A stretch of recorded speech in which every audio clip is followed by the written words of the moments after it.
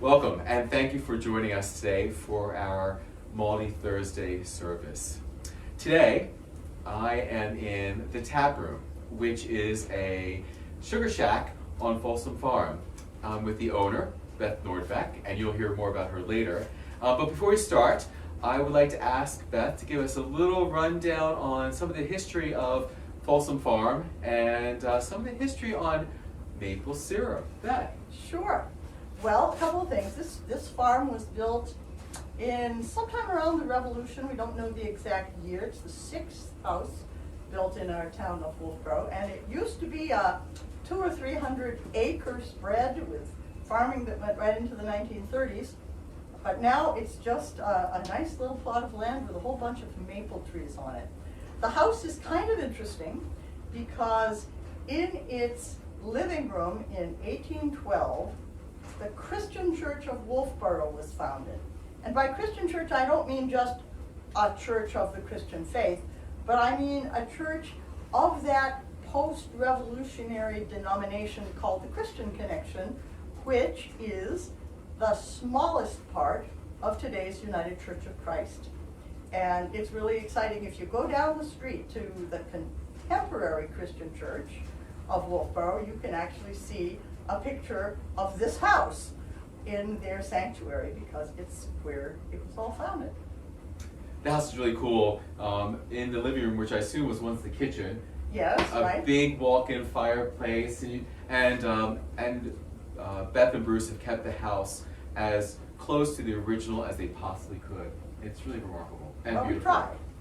So as far as this tap room is concerned, this is not an atypical sugar shack. They're all over New England and in the Midwest, upper Midwest too.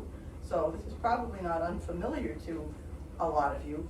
But one of the interesting things Martell and I were talking about earlier is the question of how did anybody figure out that the stuff that comes out of maple trees actually tastes good and can be boiled down and made into syrup and sugar? And the truth is, nobody actually knows. Most people are pretty convinced that it was the indigenous folk of the Northeast and upper Midwest who, perhaps as early as the 1500s or earlier, somehow figured out that this sap was special, and that could have been as simple a discovery as seeing a squirrel or a woodpecker make a hole in a tree, seeing the stuff run out, and then tasting it, or somehow having it connect with fire and discovering that it had a faintly sweet taste.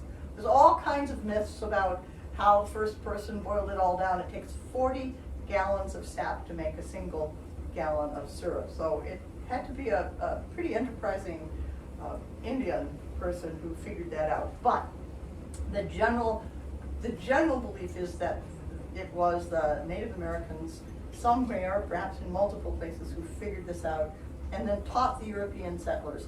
We have references to it as early as the late 1600s, but of course the Indian cultures were not writing cultures, so we don't have any early records. Beth, I was wondering, how long have we as a culture gotten together around an evaporator? Well, around an evaporator is actually pretty recent, okay, because these things like this are fairly new. But as a for instance, Martell, in our post office downtown in Wolfboro, there are murals on the walls of this post office built in the 1940s of people sugaring with horses and kettles probably 20 or 30 years earlier. So the first white folks to do this kind of thing put big barrels on sledges, which are big sleds, and had horses and oxen cart them out of the forest, and then they had big boiling kettles outdoors that they would use to do this. So an evaporator like this probably is, and I don't really know, so don't quote me on this, probably is less than 100 years old. Very cool. Thank you. Thank you. Well, there will be a reason why I brought you here today, and I'd like to thank Beth for making this all possible. It is Maundy Thursday, so I'd like to start us with a couple readings. The first reading is from the book of Exodus. The Lord said to Moses and Aaron in the land of Egypt, "This month shall mark for you the beginning of months. It shall be the first month of the year for you. Tell the whole congregation of Israel that on the 10th of this month they are to take a lamb for each family, a lamb for each household. If a household is too small for a whole lamb, it shall join its closest neighbor in obtaining one. The lamb will be divided in proportion to the number of people who eat it. Your lamb shall be without blemish." "A year-old male. You may take it from the sheep or from the goats. You shall keep it until the 14th day of the month. Then the whole assembled congregation of Israel shall slaughter it at twilight. They shall take some of the blood and put it on the 2 doorposts of the lintel of the house in which they eat it. They shall eat the lamb that same night. They shall roast it over fire with unleavened bread and bitter herbs. Do not eat any of it raw or boiled in water, but roast it over a fire with its head, legs, and inner organs.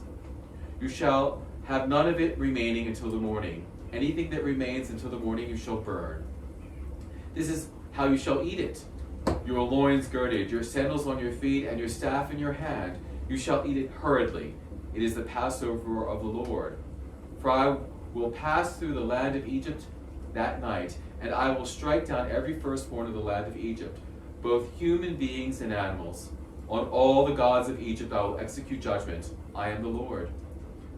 The blood shall be a sign for you on the house where you live. When I see the blood, I will pass over you, and no plague shall destroy you when I strike the land of Egypt. This day shall be a day of remembrance for you. You shall celebrate it as a festival to the Lord. Throughout your generations you shall observe it as a perpetual ordinance." The word of the Lord. Thanks be to God. Our gospel text today is from the Gospel of John, chapter 13. Now before the festival of Passover, Jesus knew that his hour had come to depart from the world and go to his Father. Having loved Jesus' own who were in the world, Jesus loved them to the end.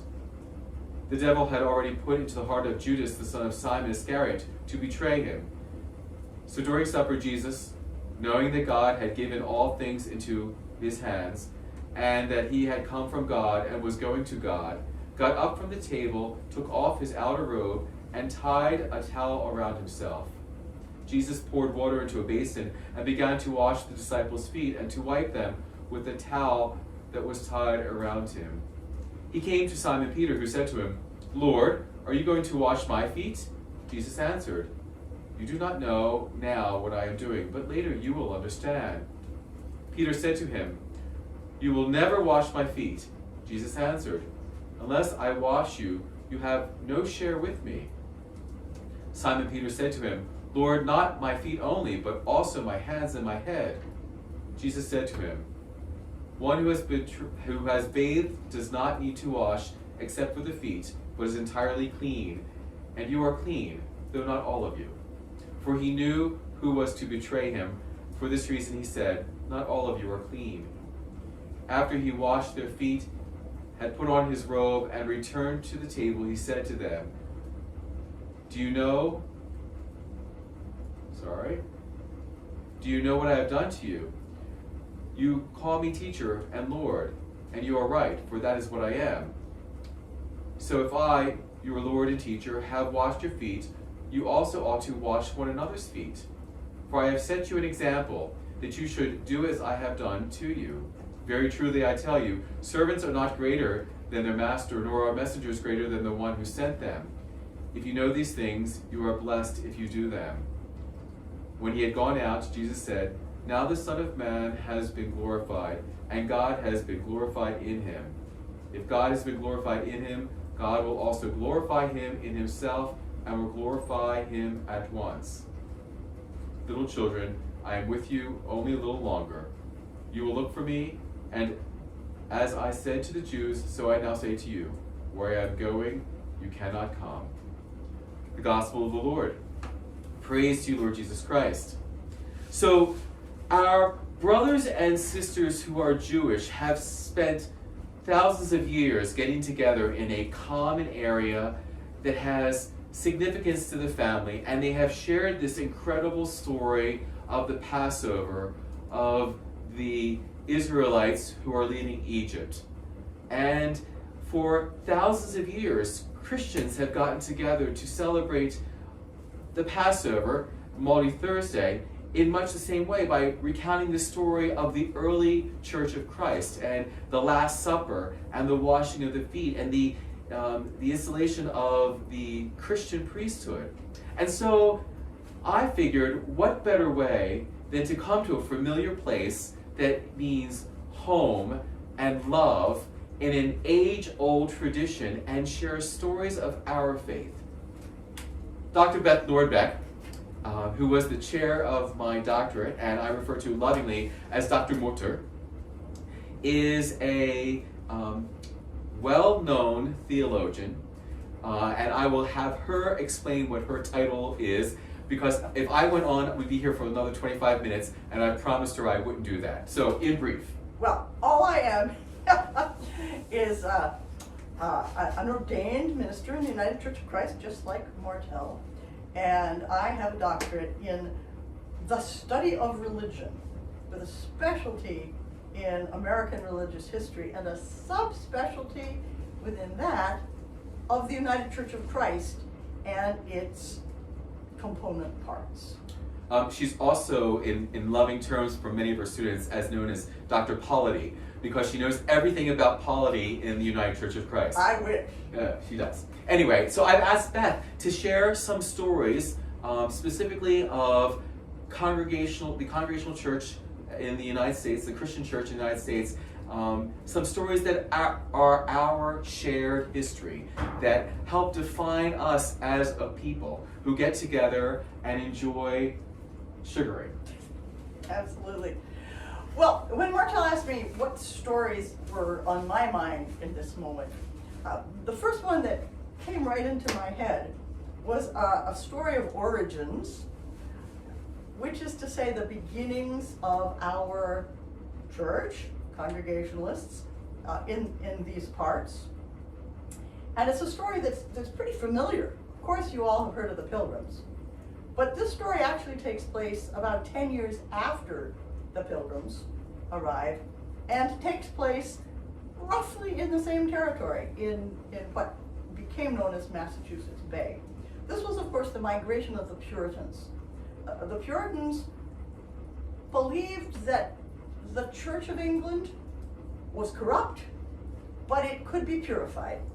That with the right kind of role model, if the Britons were able to see that, they could change their ways and become a true church again. So they left England and came to Massachusetts. But they came with some very distinctive ideas that have actually been formative, not just in our United Church of Christ, but in our American democracy. The first governor of that colony was a man named John Winthrop. And before he disembarked from the ship that brought him over from England, called the Arbella, he preached a sermon. Unfortunately, we don't have a written copy of it, but we know roughly what he is supposed to have said. It was a sermon called A Model of Christian Charity. And in it, he painted a picture, a twofold picture, a part of which you might have actually heard or seen. He spoke of the city set upon a hill that all would see. That's a real familiar phrase because Ronald Reagan borrowed it back in his presidency, and he added the adjective shining before city set on a hill. Martel, of course, will know that this is actually a biblical quotation from the book of Matthew that both Winthrop and Reagan and other presidents were using. But what they were all saying was, this place, this Massachusetts Bay Colony, was going to be something that people would look at and look to emulate. So why would they do that? Well, the reason was that the place that Winthrop and his shipmates left was a very different kind of society from the one that we know today, or that many know today. That British society was a society in which if you were born poor, you stayed poor. If you were highborn, you stayed highborn. And it was very difficult to move from one place in the society to another. If you were in the lower rungs of that societal ladder, you weren't valued very highly. And if you were in the higher rungs, you were. Winthrop and his cohorts wanted this to be a rather different kind of a society where everybody would work for the good of the whole.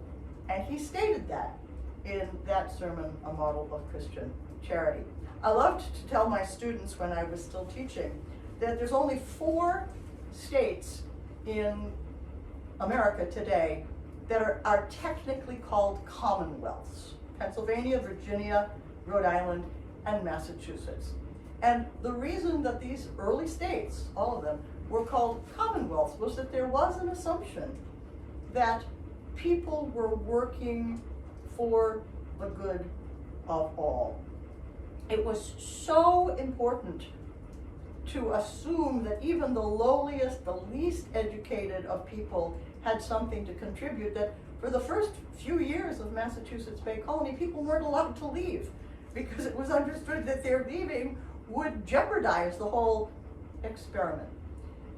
Today we don't think much about this early Commonwealth, and Puritans often get a bad rap because they were theologically rather rigid by today's standards. But I think it's really important to share this aspirational story about a society where absolutely no one was assumed to have no worth. Or to put it more positively, where everyone was assumed to have worth and something to contribute to the whole. That's one of my favorite stories. Love it. Love it. And it's inspiring. It's inspiring. Yes, it is. That we all have a part to play, and everyone has value and worth and dignity. Absolutely. Awesome. And that's part of our UCC heritage. It is. It is. And something that I think is really important for us to own currently. Yes, especially now. And what was the other story you had? Well, I was thinking about Anne Hutchinson. Anne Hutchinson may be a name that some of you have heard. She has become a little bit more popular, a little bit better known, as more and more historic women have had their biographies written and tales told about them. But she lived in the same period that John Winthrop did. She was one of the earliest settlers in Massachusetts. She was quite an unusual person. Like most women of her time, she had no access to public education, but she had been familially educated. She was well educated, she was literate, and she was extremely smart. She was so smart and so theologically astute that in the first couple of years of the 1630s, she began to hold little gatherings in her living room. And those gatherings were so inspirational and powerful with her leadership of them that even some of the local educated clergy started coming to them. That was problematic for 2 reasons. First, it was problematic because she was a woman, and women weren't supposed to have that kind of power in any society in those days. But it was also problematic because the nuances of her theology, nuances that today would seem almost inconsequential, were for the Puritans very consequential and unorthodox. So Anne and her immediate family got in trouble with the authorities, and they were banished. Anne Hutchinson fled with her family to Rhode Island, that other commonwealth, and one that was somewhat more liberal than Massachusetts, but alas, she was killed on the way. Her brother-in-law, however, fled northward and ended up over the border, an immigrant of sorts, into what today is, of course, New Hampshire. And as an immigrant to that territory, he founded one of the first 4 towns in this state, in what became this state, Exeter. As so often happens, people learn from their experiences, and John Wheelwright, I should say the Reverend John Wheelwright, because he was a Congregational Puritan minister, he founded a city that was significantly more open, and today we would say liberal. By today's standards it wasn't liberal, but by their standards it was, than what he had left behind in Massachusetts. And so in a sense, Wheelwright, and by extension Anne Hutchinson herself, contributed to this state where today we sit, and whose motto is live free or die. A motto that speaks not only to the actions that we undertake, but also to our intellectual ideas. So because of one woman's audacity, we, in part, have a state that is renowned for its free thinking and its liberality. And that too is part of our heritage as UCC folk. Yes. And welcome to immigration. Absolutely. And they were founded in that. Yes. Which I think is brilliant. Absolutely brilliant. Beth, thank you so much. You're so welcome. Thank you. And greetings from the New Hampshire Conference to all of you. Thanks. Before we close, I'd like us all to join in the Lord's Prayer.